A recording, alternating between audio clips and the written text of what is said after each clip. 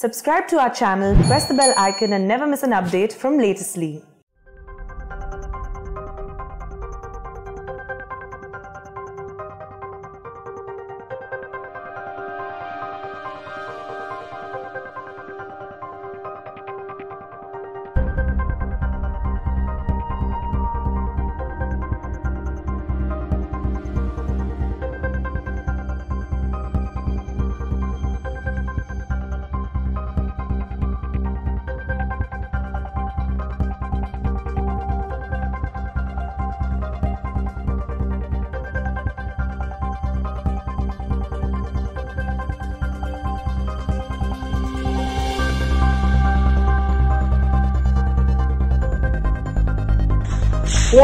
哇塞，这个地震，